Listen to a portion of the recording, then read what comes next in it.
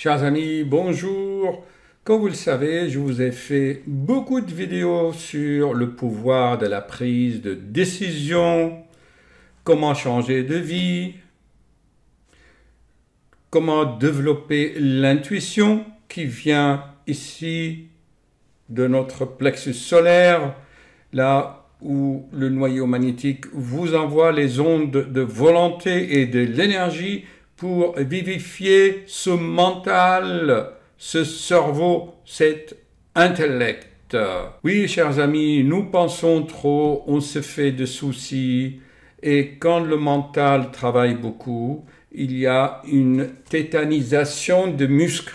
On se crispe le muscle inconsciemment. Attention, je parle inconsciemment, on se retrouve, le diaphragme bloqué, on respire à l'envers par le thorax, au lieu de respirer par le ventre, on se crispe, on a mal, on a des acouphènes, on a des vertiges, tout est raide, on a la raideur, chers amis. Et on est mécontent, on n'est jamais insatisfait. Ce n'est pas le cas de tout le monde. Bon, alors, j'ai lu ce livre qui s'appelle le livre de la méditation et de la vie. Alors, ce n'est pas une méditation, comme vous le savez, s'asseoir dans des asanas et dans des postures. C'est la méditation, comme je vous l'ai expliqué, par réflexion et par contemplation. Vous observez les pensées par vous-même et vous voyez où ces ondes vont aboutir. Donc, je vais vous montrer, vous mettrez des liens sur les vidéos que j'ai déjà faites. Sinon, vous ne tirez pas beaucoup de bénéfices vraiment de ce texte que je vais vous lire. Il y a beaucoup de conséquences du fait d'être mécontent ou toujours insatisfait ou toujours à la recherche de nouveautés. Ça, c'est un trait de caractère. Les gens, pour s'exciter le mental, ils sont là toujours à courir à l'extérieur d'eux-mêmes. Dans le livre donc de Paulo Coelho, je ne sais pas si vous voyez, qui s'appelle L'Alchimiste, il décrit bien d'une façon romancée que le sot, lui, il va chercher loin alors que le trésor est tout près de lui. Bien sûr, ce texte, c'est la méditation de 27 août. En fait, je ne vous donne qu'un avant-goût, en quelque sorte, vous mettre la salive ou de l'eau à la bouche, comme on dit. Mais si vous voulez continuer cette idée et trouver des solutions, je vous invite vivement à lire tranquillement une méditation par jour et vous la mettez en pratique tout le long de la journée et vous allez voir ce qui se passe. Vous aurez, chers amis, ce qu'on appelle la connaissance intuitive. Ok, allez, je vais vous lire. Allons-y, ça s'appelle la méditation de 27 août. Nous sommes le 27 août et comme vous voyez, je mets ça en pratique. C'est une petite page qui s'appelle, le titre, c'est le mécontentement. On est mécontent qui reste sans réponse. Donc, la pratique de cela, c'est quoi? Prenons par exemple la décadence actuelle. Un homme, au bout d'un certain temps, n'est plus satisfait, n'est plus content de sa partenaire ou de sa femme. Il va chercher des maîtresses. Ok? Voyez les conséquences. On n'est pas content de son travail, on veut chercher autre chose. Il y a des choses qui se justifient, mais pas tout. Vous allez voir le processus, le moteur de tout cela. Pour chaque processus, il y a des mécanismes, mais plusieurs mécanismes. Ok?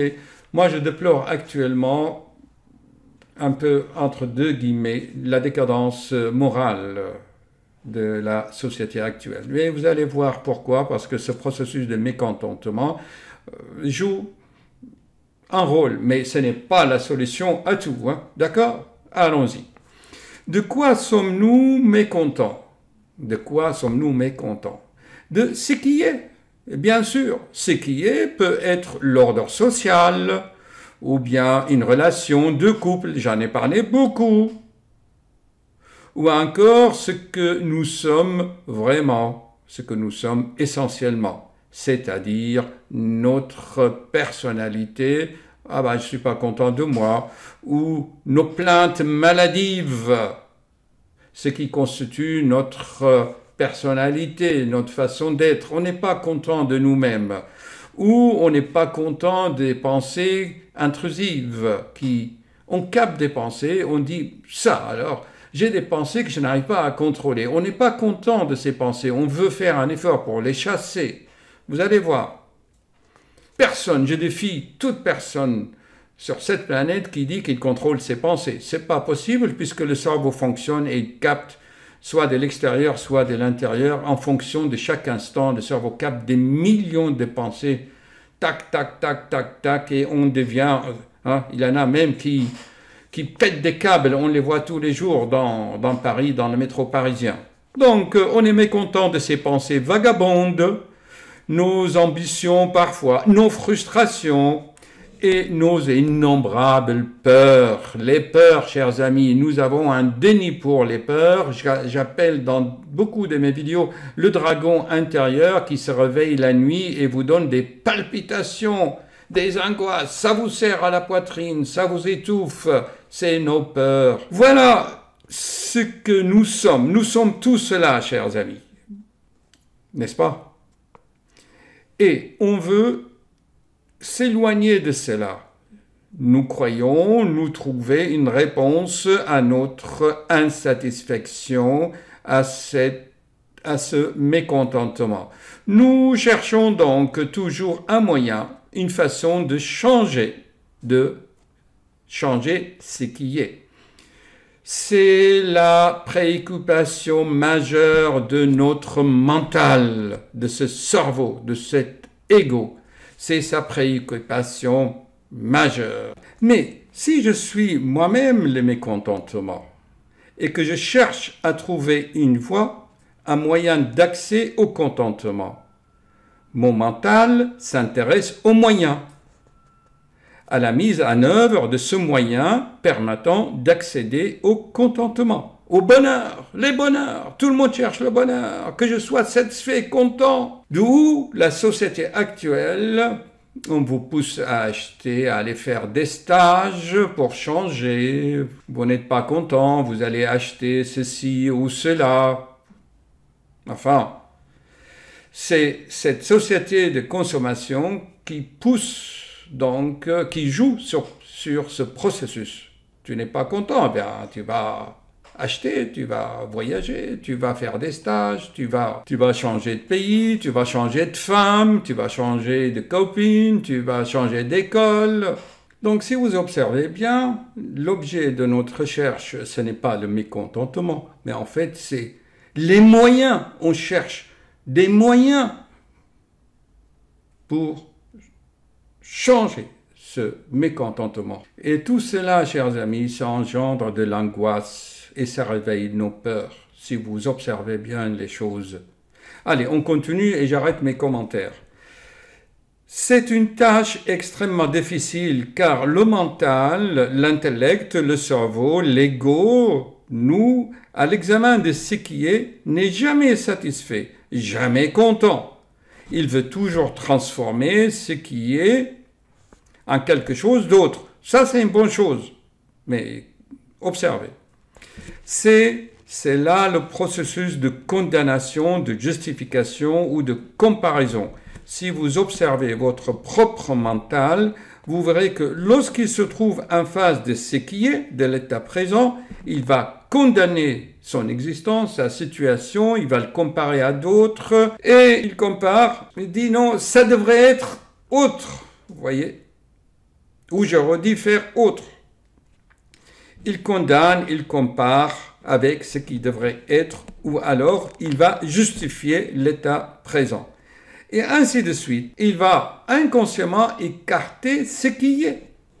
C'est comme ça, le mécanisme du cerveau. Je vous le conseille vivement de le lire, ou vous tapez aussi sur YouTube. Il y a beaucoup de lecteurs de Krishnamurti qui lisent ces textes avec une meilleure voix que moi. Moi, je lis, et quand je lis, je ne peux pas m'empêcher de faire des commentaires. Avez-vous saisi l'idée? Parce que vous êtes mécontent, vous cherchez un moyen pour changer, ok?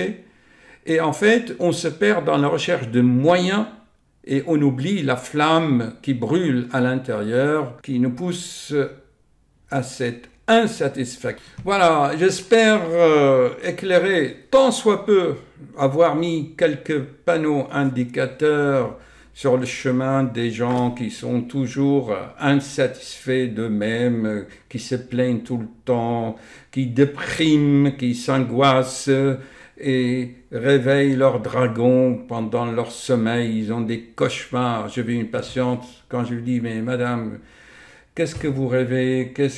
Comment elle est votre vie maintenant ?» « Ah bah docteur, c'est de la merde. » Voilà. Alors qu'elle a tout ce qu'il faut, hein. Je vous assure, hein, chers amis, elle a tout ce qu'il faut. Elle est bien entourée et tout. Donc j'espère avoir répondu ou avoir ouvert des sentiers, des chemins pour élargir le champ de conscience. Parce que quand on sait comment fonctionne le mental, eh bien, on comprend mieux les choses. Ok, à bientôt. N'oubliez pas de lire par vous-même parce qu'en fait, il continue beaucoup ensuite la discussion.